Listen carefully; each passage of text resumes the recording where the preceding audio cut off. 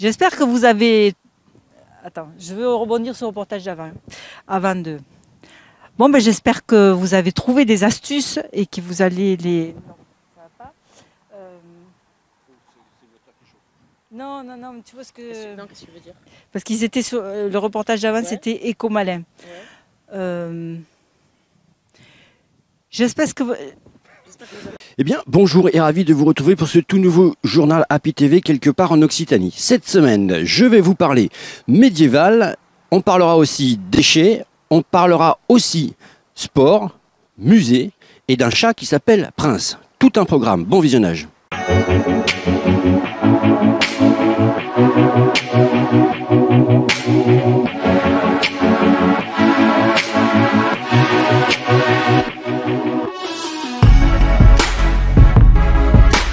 Cette semaine, je vous propose une recette d'asperges confites, parfaite pour manger avec des fraises. Oui, avec des fraises. Pour cette recette, il vous faut des asperges bien sûr, un petit morceau de gingembre, de l'anis étoilé, de l'eau, du sucre et des fraises. Pour commencer, préparez les fraises.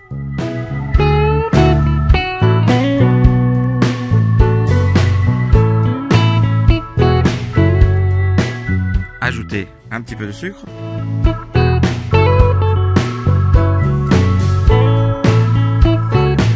Et quelques gouttes de vinaigre balsamique.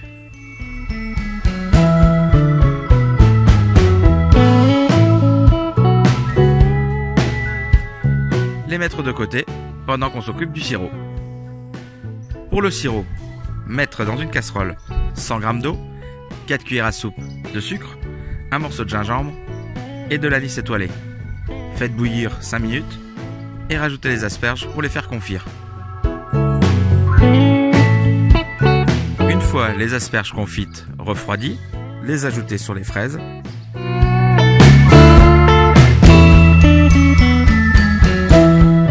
Et il ne vous reste plus qu'à déguster.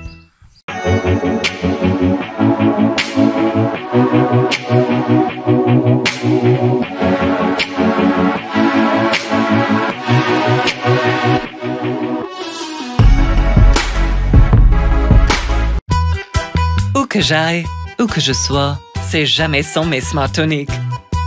J'enlève, lunettes vue. Je remets, lunettes soleil. Elle s'adapte à toutes les situations. Et ça, c'est quand je veux faire la star. C'est vraiment la lunette des stars. Pardon Sharon, mais pour moi, un Smart Tonic, c'est avant tout la star des lunettes. Vous, je sais pas. Moi, c'est Afflelou. Dispositif médical.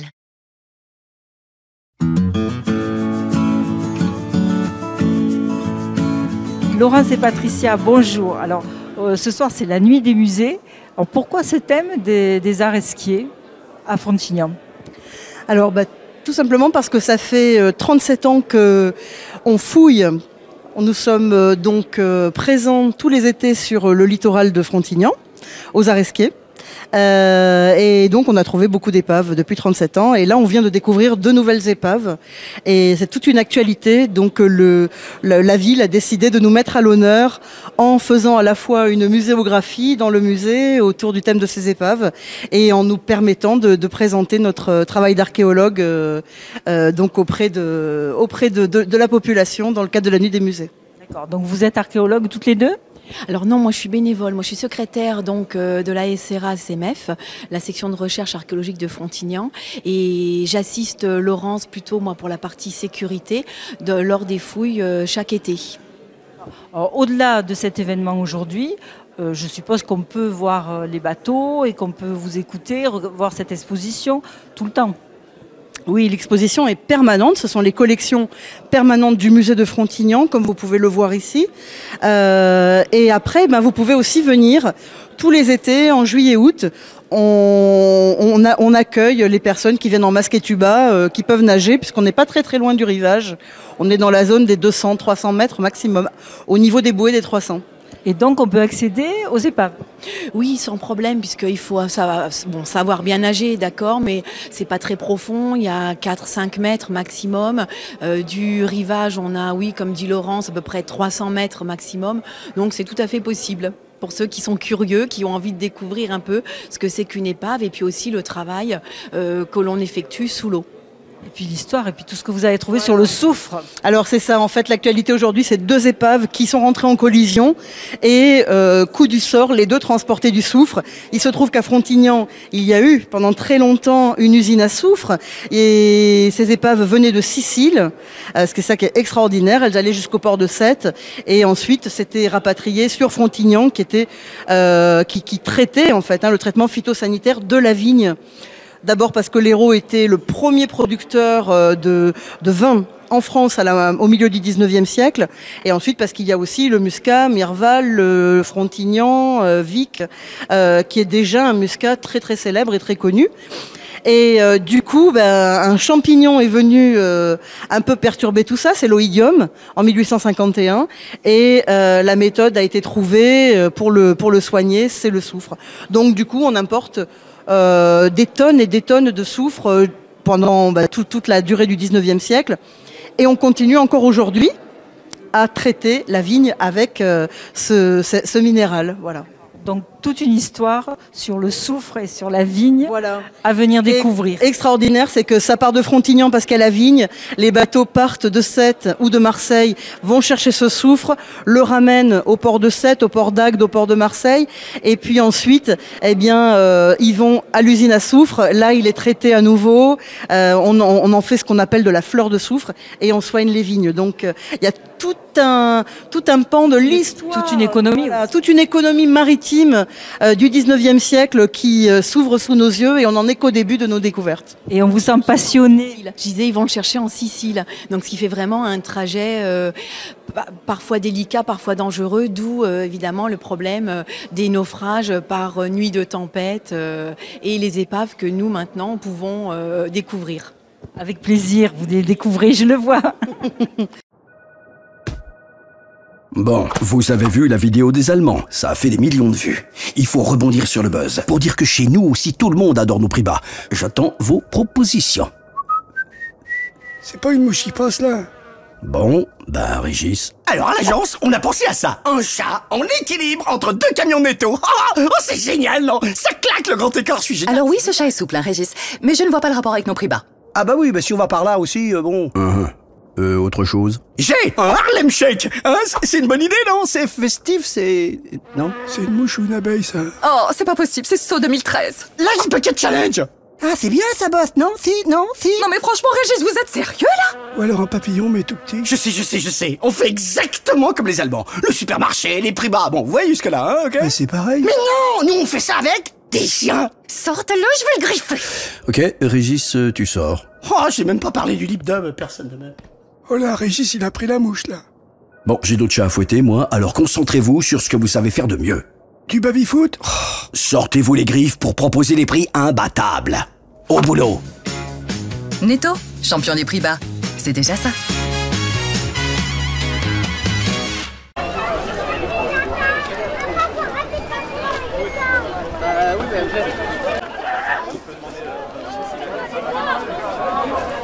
Faites place!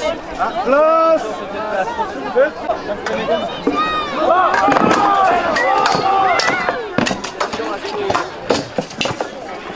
Bonjour Eran, alors aujourd'hui c'est la fête médiévale au Cress. C'est cela, c'est la 18e fête médiévale et ici vous êtes sur mes terres et c'est moi qui ai invité le peuple de Salaison à cette petite festivité.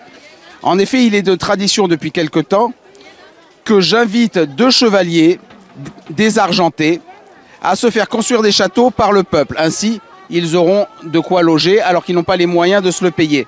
Et cette année, enjeu supplémentaire, nos 2 chevaliers ont tous les 2 demandé la main d'Aélis. Et donc, celui qui aura le plus beau château sera celui qui sera digne de l'épouser. Alors, qu'est-ce qu'il faut faire pour avoir ce plus beau château? Alors, pour cela, pour construire un château, il faut des matériaux. Nous vendons des matériaux, mais pour pouvoir acheter des matériaux, il faut avoir des pierres précieuses. Et ces pierres précieuses, les enfants et les parents peuvent les gagner sur les différentes épreuves qui sont dispersées dans le parc. Alors, est-ce qu'il y a un des chevaliers qui est en tête actuellement? Ah, c'est difficile à dire, il faut regarder les châteaux et décider. Alors, attendez, laissez-moi... Ah, très honnêtement, ça serait dur de partager, mais de toute façon, je laisserai le peuple décider du château qui sera le plus beau. Alors, qu'est-ce qu'il y a comme autre activité? Alors, nous avons donc, pour les différents jeux, des combats, des activités un peu plus intellectuelles. Par exemple, est-ce que certains objets sont médiévaux ou pas? Vous avez des jeux de dés, donc des jeux de hasard. Sinon, vous avez aussi un château gonflable tout au bout, tout un tas de jeux médiévaux en bois, des danseurs, un personnage bizarre ramené de contrées lointaines et qui déambule dans une sorte de carriole, les troubadours et les danseurs, la taverne du Hérisson Repu, célèbre dans toute la région pour sa nourriture. Et c'est pas la première édition au Cress. C'est maintenant la 18e édition, c'est une fête qui est bien rodée, qui auparavant avant se déroulait dans le centre du village, mais que nous avons rapatrié depuis quelques années au Parc Robert, qui a l'avantage d'abord d'être ombragé, ce qui n'est, enfin, aujourd'hui c'est plutôt ça protège de la pluie, mais ça permet aussi d'être plus sécurisant pour les enfants parce que finalement c'est plus une kermesse qu'une fête historique et ça leur permet de lâcher les enfants et qu'ils aillent jouer aux différentes activités.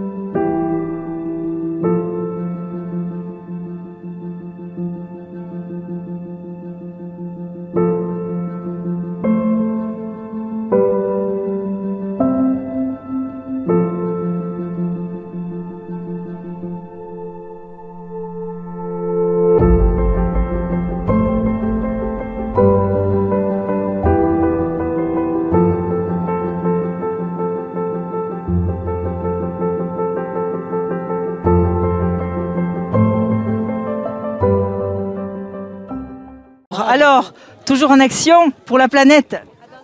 Toujours en action avec cette journée du Palavas Green Day et puis les 3 associations qui participent à cette journée, Tri-Rider, Cap Océan et Océan Protection France. Tous mobilisés pour laisser aux générations futures la planète la plus propre possible, des océans dépourvus de plastique. Et c'est une participation, hein, c'est notre petite goutte d'eau à nous. Et aujourd'hui, c'était 3 associations réunies sur 3 plages différentes. Tri-Rider à la plage des Rockies à Palavas, Cap Océan Protection France à plage ici, et puis Cap Océan plage Saint-Pierre. Alors, il n'y a pas que du nettoyage de plage, il y a des ateliers aussi. Alors, ce qu'on a proposé aujourd'hui avec l'association Océan Protection France, c'est un atelier zéro déchet. Pour montrer concrètement aux gens qu'il est très facile maintenant, avec ce qui existe, d'aller vers la transition du zéro déchet, zéro plastique, notamment au niveau de l'usage de produits du quotidien, de l'hygiène et de l'entretien, des produits ménagers d'entretien. Donc il y a Gaël qui est ici, qui fait une initiation à cet atelier, et chaque personne pourra repartir avec son échantillon gratuitement. Donc ça, c'est pour avoir des petits gestes quotidiens qui participent au nettoyage de la planète. Voilà, l'idée c'est à l'échelle individuelle puis collective, c'est de réduire sa poubelle de déchets de plastique. Donc ça, vous pouvez faire le constat quotidiennement chez vous et en vous dirigeant vers le zéro déchet, vous allez réduire considérablement les déchets plastiques produits. Et donc c'est le verre que vous mettez en valeur surtout ?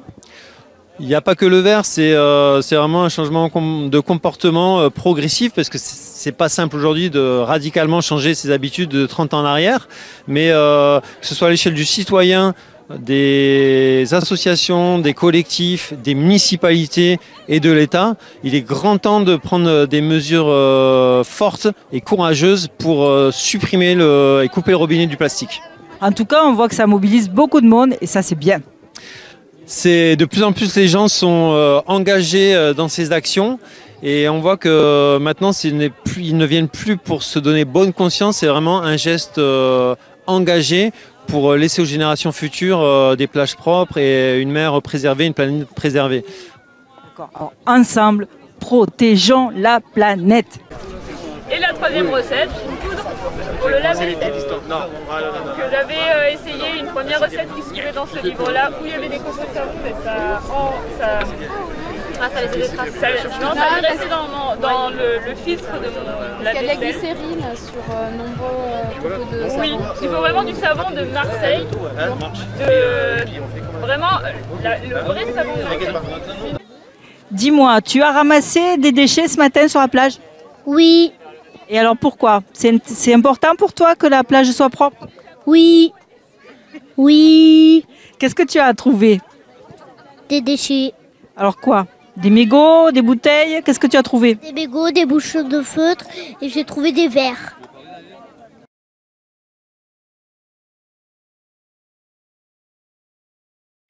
Monsieur le maire, bonjour. Alors, bonjour. Toujours actif pour la protection de la planète à Palavas.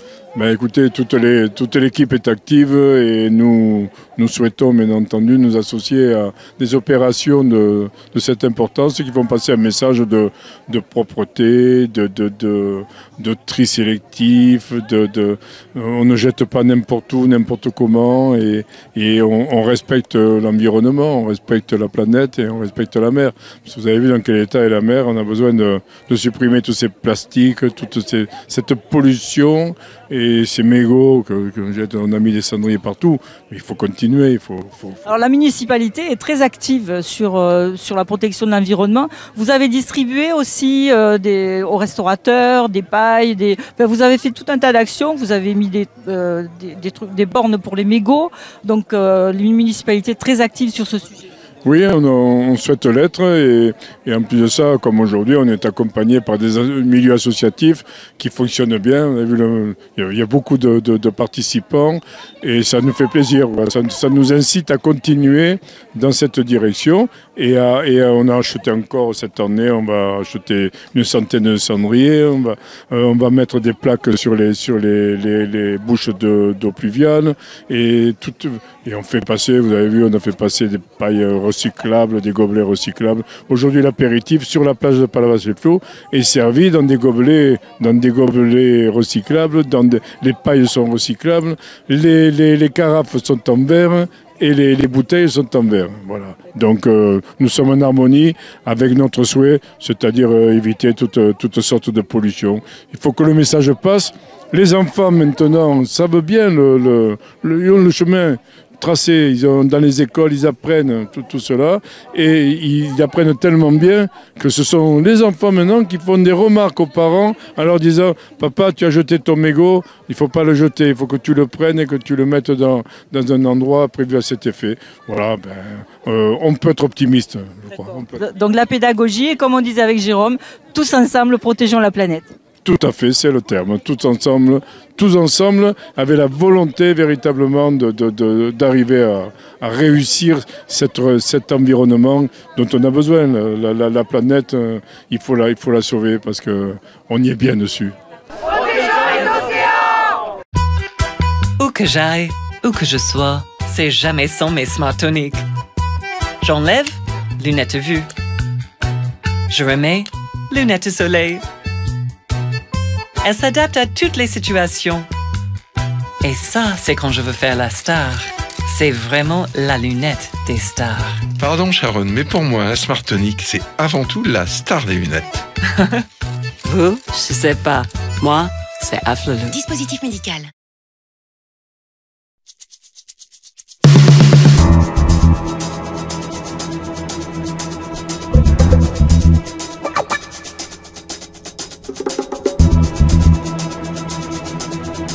Arnaud, bonjour. C'est le Raid Famille aujourd'hui à Frontignan. Alors, quel est le principe du Raid Famille et dans quel cadre ça se fait? Alors, cette action est menée par la direction des sports et loisirs de pleine nature de la commune de Frontignan-la-Pérade. Donc, nous proposons aux familles, un parent et un enfant, de venir sur une journée découvrir différentes activités sportives qui sont pour la majorité enseignées dans les écoles avec l'intervention des éducateurs sportifs de la commune. Alors, qu'est-ce qu'il y a comme activité? Alors, vous y retrouvez diverses activités comme le tir à l'arc, le VTT, l'escalade, mais également le canoë et d'autres encore qui permettent aux enfants de s'épanouir avec leurs parents à l'occasion de cette journée. Et toutes ces activités sont axées sur les activités de pleine nature. Et vous avez l'air d'avoir beaucoup de monde. Ah ouais, on est ravis aujourd'hui, on a croisé les doigts parce qu'on ne s'attendait pas à ce qu'il fasse beau aujourd'hui et on est ravis parce que les parents et les enfants ont également répondu présents, donc on est vraiment contents.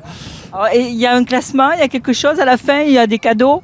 Alors, de petits cadeaux, oui, mais pas de classement, pas de compétition. L'objectif, c'est de s'amuser, de découvrir les activités physiques et sportives. Donc c'est pour ça que vous avez eu du succès. Je pense, mais pas que, parce que je crois que c'est un long travail qu'on mène dans les écoles primaires de Frontignan avec Madame Claudie Menguez, notre élue en charge de l'éducation, mais aussi Caroline Sunet à travers le sport. Et elles aussi ont encouragé ces pratiques-là. Donc voilà, c'est le résultat de notre travail, on va dire. Il y a déjà eu du travail avec les scolaires le mois dernier, non? C'est ça? Oui, c'est bien ça. Nous organisons le grand défi Vivez Bouger. Donc là, c'est une action sport-santé. Et les enfants donc, ont été déjà, on va dire, initiés à quelques activités sportives. D'accord, donc ils viennent mettre en pratique là avec papa ou maman? Oui, c'est ça, ils mettent en pratique. C'est un peu la récompense de tout ce travail qui a été mené. D'accord. Très bien, merci. Ah, mais on a les pieds dessus. 1, 2, 3. Bah, c'est quand même assez compliqué, hein. On se dit que c'est pas mal d'être libre de ses mouvements dans la vie. C'est une prise de conscience. C'est une prise de conscience, exactement. Là, on va aller prendre conscience de ce que ça fait que d'être aveugle maintenant. Ouais, partez. Ah, Claudia.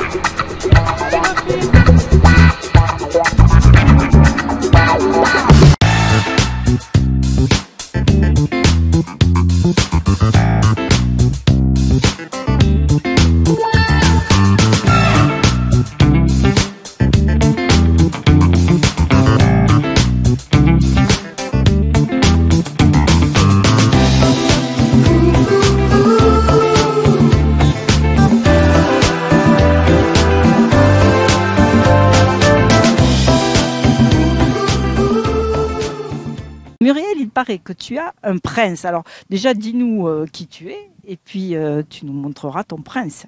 Alors bonjour Brigitte, je suis ravie que tu sois ici parce que je vais te présenter mon prince. Voilà, je m'appelle Muriel et je vis à Palavas avec mon prince. Et il me semble que tu es intéressée par les sujets de la protection des océans. Oui, je suis volontaire à Océan Protection France, avec laquelle, une association qui est initiée par Jérôme, qui était mon moniteur d'aquagym en fait, et que j'ai rencontré, qui m'a dit qu'il faisait partie de OPF, Océan Protection France, et qui m'a dit de participer aux opérations de Green Day, qui ont lieu de temps en temps sur Palavas. Eh bien Muriel, voici Prince. Donc qu'est-ce qu'il a d'exceptionnel, Prince? Alors, tout d'abord, c'est un chat qui vient de la rue. Je l'ai sauvé de la rue. Une dame le nourrissait. Elle m'a demandé en fait de l'amener avec elle pour le faire stériliser, puisque c'est très important la stérilisation des chats errants ou abandonnés. Elle m'a demandé de le garder par rapport au point, à l'opération, et je ne l'ai jamais relâché. Donc c'est mon prince. Je l'adore. Il est joueur, plutôt calme et très obéissant. Voilà. Il faut beaucoup de patience, mais c'est un amour de chat. Je l'aime. Et donc, qu'est-ce qu'il fait? Tu l'as dressé? Alors, en quelque sorte, oui, avec beaucoup de patience, mais comme il apprend vite parce que je suis calme et que je sais le prendre, il y a trois petites choses. Il s'assoit quand je lui dis assis, mais ça, il faut le faire comme le chien de Pavlov avec la nourriture. Il marche en laisse. Bon, c'est sûr qu'il ne faut pas qu'il y ait de voitures ou d'événements un peu exceptionnels, sinon il essaie de s'échapper, mais j'essaie de le rassurer. Et ma nounou, parce que j'ai une nounou qui me le garde quand je suis absente, m'a dit qu'il allait au saladier d'eau, il met une patte, il met l'autre patte et il s'essuie les pattes, en fait. Il est très intelligent. Je crois.